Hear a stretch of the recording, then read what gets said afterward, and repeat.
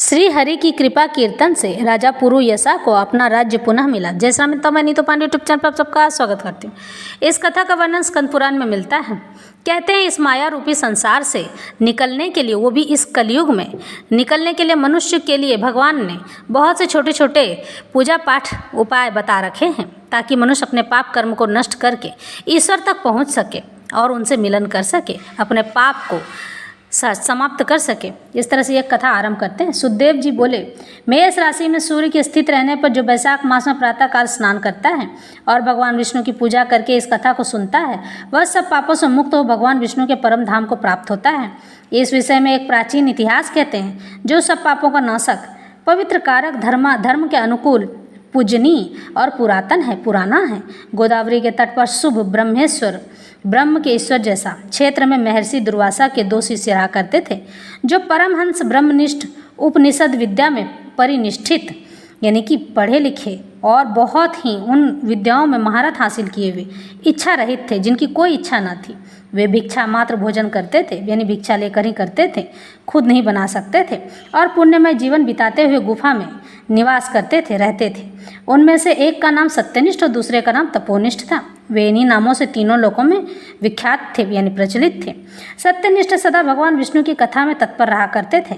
जब कोई श्रोता, सुनने वाला, वक्ता, बोलने वाला न होता, तब वे अपने नित्य कर्म किया करते थे। यदि कोई श्रोता, सुनने वाला उपस्थित होता तो उसे निरंतर वे भगवत कथा सुनाते, और यदि कोई कथावाचक भगवान विष्णु की कल्याणमयी पवित्र कथा कहता, तो वे अपने सब कर्मों को समेटकर श्रवण सुनने में तत्पर और उस कथा को सुनने लगते थे। वे अत्यंत दूर के तीर्थों और देव मंदिरों को छोड़कर तथा कथा विरोधी कर्मों का परित्याग करके भगवान की दिव्य कथा सुनते और श्रोताओं को स्वयं भी सुनाया करते थे। कथा समाप्त होने पर सत्यनिष्ठ अपना शेष कार्य पूरा करते थे। कथा सुनने वाले पुरुष को जन्म मृत्यु में संसार बंधन की प्राप्ति नहीं होती है, उसके अंतःकरण की शुद्धि होती है। भगवान विष्णु में जो अनुराग की कमी है वह दूर हो जाती है और उनके प्रति गाढ़ अनुराग होता है। साथ ही साधु पुरुषों के प्रति सहदार बढ़ता है। रजोगुण रहित गुणातीत परमात्मा शीघ्र ही हृदय में स्थित हो जाते हैं। श्रवण से ज्ञान पाकर मनुष्य भगवत चिंतन में समर्थ होता है। श्रवण, ध्यान और मनन यह वेदों में अनेक प्रकार से बताया गया है। जहाँ भगवान विष्णु की कथा न होती हो और जहाँ साधु पुरुष न रहते हों, वह स्थान साक्षात गंगा तट ही क्यों न हो, निसंदेह त्याग देने योग्य है। जिस देश में तुलसी नहीं है अथवा भगवान विष्णु का मंदिर नहीं है, ऐसा स्थान निवास करने योग्य नहीं है। यह निश्चय करके मुनिवर सत्यनिष्ठ सदा भगवान विष्णु की कथा और चिंतन में संलग्न रहते थे। दुर्वासा का दूसरा शिष्य तपोनिष्ठ दुराग्रह पूर्वक कर्म में तत्पर रहता था। वह भगवान की कथा छोड़कर अपना कर्म पूरा करने के लिए इधर उधर हट जाया करता था। कथा की अवहेलना से उसे बड़ा कष्ट उठाना पड़ता था। अनंतो गत्वा, यानी कि इसके बाद कथा परायण सत्यनिष्ठ ने ही उसका संकट से उद्धार किया। जहाँ लोगों के पाप का नाश करने वाली भगवान विष्णु की पवित्र कथा होती है, वहाँ सब तीर्थ और अनेक प्रकार के क्षेत्र स्थित रहते हैं। जहाँ विष्णु कथा रूपी पुण्यमयी नदी बहती रहती है, उस देश में निवास करने वालों की मुक्ति उनके हाथ में ही है। पहले के समय में पांचाल देश में पुरुयसा नामक एक राजा हुआ करते थे, जो पुण्यशील, पुण्यात्मा और बुद्धिमान राजा भूरियसा के पुत्र थे।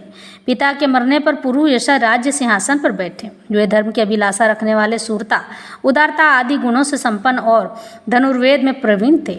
उन महामती नरेश ने अपने धर्म के अनुसार पृथ्वी का पालन किया। कुछ काल के बाद राजा का धन नष्ट हो गया। हाथी और घोड़े बड़े बड़े रोगों से पीड़ित होकर मर गए। उनके राज्य में ऐसा भारी अकाल पड़ा जो मनुष्यों का अत्यंत विनाश करने वाला था। पांचाल नरेश राजा पुरुयसा को निर्बल जानकर उनके शत्रुओं ने आक्रमण किया और युद्ध में उनको जीत लिया। उसके बाद पराजित हुए राजा ने अपनी पत्नी सिखिनी के साथ पर्वत की कंदरा में प्रवेश किया। साथ में दासी आदि सेवक गण भी थे। इस प्रकार छिपे रहकर राजा मन ही मन विचार करने लगे कि मेरी यह क्या अवस्था हो गई है। मैं जन्म और कर्म से शुद्ध हूँ, माता और पिता के हित में तत्पर रहता हूँ, गुरु भक्त, उदार, ब्राह्मणों का सेवक, धर्मपरायण, सब प्राणियों के प्रति दयालु, सेवक पूजन और जितेंद्रीय भी हूँ। फिर किस कर्म से मुझे यह विशेष दुख देने वाली दरिद्रता प्राप्त हुई है? किस कर्म से मेरी पराजय हुई है और किस कर्म के फलस्वरूप मुझे यह वनवास मिला है? इस प्रकार चिंता से व्याकुल होकर राजा ने खिन्न चित्त से अपने सर्वज्ञ गुरु, मुनि श्रेष्ठ याज और उपयाज का स्मरण किया। राजा के आह्वान करने पर दोनों बुद्धिमान मुनीश्वर वहां आए। उन्हें देखकर पांचाल प्रिय नरेश सहसा उठकर खड़े हो गए। और बड़ी भक्ति के साथ गुरु के चरणों में मस्तक रखकर प्रणाम किया। फिर वन में पैदा होने वाली शुभ सामग्रियों के द्वारा उन्होंने उन दोनों का पूजन किया और विनीत भाव से पूछा, विप्रवरों, मैं गुरु चरणों में भक्ति रखने वाला हूँ, मुझे किस कर्म किससे यह दरिद्रता, कोष, हानि और शत्रुओं से पराजय प्राप्त हुई है?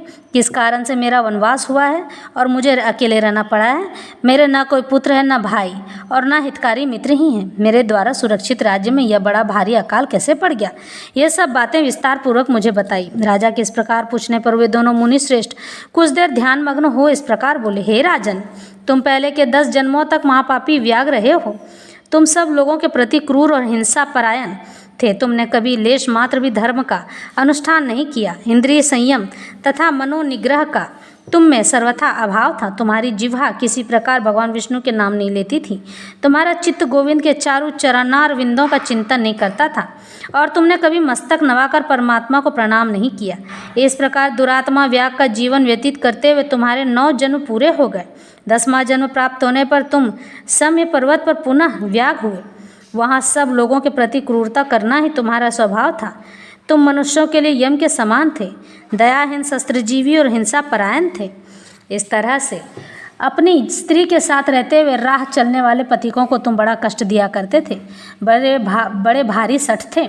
इस प्रकार अपने हित को न जानते हुए तुमने बहुत वर्ष व्यतीत किए। जिनके छोटे छोटे बच्चे हैं, ऐसे मृगों और पक्षियों के वध करने के कारण तुम दयाहीन दुर्बुद्धि को इस जन्म में कोई पुत्र नहीं प्राप्त हुआ। तुमने सबके साथ विश्वासघात किया, इसलिए तुम्हारे कोई सहोदर भाई नहीं है। मार्ग में सबको पीड़ा देते रहे, इसलिए इस जन्म में तुम मित्र रहित हो। साधु पुरुषों के तिरस्कार से शत्रुओं द्वारा तुम्हारी पराजय हुई है। कभी दान न देने के दोष से तुम्हारे घर में दरिद्रता प्राप्त हुई है। तुमने दूसरों को सदा उद्वेग में डाला है, इसलिए तुम्हें दुस्सह वनवास मिला। सबके अप्रिय होने के कारण तुम्हें असम्य दुख मिला और तुम्हारे क्रूर कर्मों के फल से ही इस जन्म में मिला हुआ राज्य भी छिन गया। वैशाख मास की गर्मी में तुमने सर्वार्थ वर्ष एक दिन एक ऋषि को दूसरे तालाब बता दिया था, दूर से ही तालाब बता दिया था। हवा के लिए पलाश का एक सूखा पत्ता दे दिया था। बस जीवन में इस एक ही पुण्य के कारण तुम्हारा यह जन्म परम पवित्र राजवंश में हुआ है। अब यदि तुम सुख, राज, धन, धान्यादि संपत्ति, स्वर्ग और मोक्ष चाहते हो अथवा सायुज एवं श्रीहरि के पद की अभिलाषा रखते हो तो वैशाख मास के धर्मों का पालन करो, इससे सब प्रकार के सुख पाओगे। इस समय वैशाख मास चल रहा है। आज अक्षय तृतीया है। आज तुम विधि पूर्वक स्नान और भगवान लक्ष्मीपति की पूजा करो। यदि अपने समान ही गुणवान पुत्रों की अभिलाषा करते हो तो सब प्राणियों के हित के लिए प्याऊ लगवाओ। इस पवित्र वैशाख मास में भगवान मधुसूदन की प्रसन्नता के लिए यदि तुम निष्काम भाव से धर्मों का अनुष्ठान करोगे तो अंतःकरण शुद्ध होने पर तुम्हें भगवान विष्णु का प्रत्यक्ष दर्शन होगा। यूँ कहकर राजा की अनुमति ले उनके दोनों ब्राह्मण पुरोहित याज और उपयाज जैसे आए थे वैसे ही चले गए। उनसे उपदेश पाकर महाराज पुरुयसा ने वैशाख मास के संपूर्ण धर्मों का श्रद्धापूर्वक पालन किया और भगवान मधुसूदन की आराधना की। इससे उनका प्रभाव बढ़ गया तथा बंधु बांधव उनसे आकर मिल गए। उसके बाद वे मरने से बची हुई सेना को साथ ले बंधुओं सहित पांचाल नगरी के समीप आए। उस समय पांचाल राजा के साथ राजाओं का पुनः संग्राम हुआ। महारथी पुरुयसा ने अकेले ही समस्त महाबाहु राजाओं पर विजय पाई। विरोधी राजाओं ने भागकर विभिन्न देशों के मार्गों का आश्रय लिया। विजयी पांचाल राज ने भागे हुए राजाओं के कोष, 10 करोड़ घोड़े, 3 करोड़ हाथी, 1 अरब रथ, 10,000 ऊँट और 3 लाख खच्चरों को अपने अधिकार में करके अपनी पुरी में पहुंचा दिया। वैशाख धर्म के मातम्य से सब राजा भग्न मनोरथ हो गए, यानी सब भाग गए, पुरुयसा को कर देने वाले हो गए और पांचाल देश में अनुपम सुकाल आ गया, यानी कि जो अकाल पड़ा था पुनः हरी भरी हो गई। भगवान विष्णु की प्रसन्नता से इस वसुधा पर उनका एक छत्र राज्य हुआ और एक छत्र का मतलब है पूरी पृथ्वी पर, और गुरुता, उदारता आदि गुणों से युक्त उनके 5 पुत्र हुए जो घृष्ट कीर्ति, घृष्ट केतु, घृष्ट धूम्न, विजय और चित्रकेतु के नाम से प्रसिद्ध हुए। धर्मपूर्वक प्रतिपालित होकर समस्त प्रजा राजा के प्रति अनुरक्त हो गई। इससे उसी क्षण उन्हें वैशाख मास के प्रभाव का निश्चय हो गया। तब से पांचाल राज भगवान विष्णु की प्रसन्नता के लिए वैशाख मास के धर्मों का निष्काम भाव से बराबर पालन करने लगे। उनके इस धर्म से संतुष्ट होकर भगवान विष्णु ने अक्षय तृतीया के दिन उन्हें प्रत्यक्ष दर्शन दिया और इस तरह से राजा पुरुयसा का राज्य पुनः वापस भी मिला और उनका पाप भी नष्ट हो गया। इस तरह से यह कथा यही संपन्न होती है।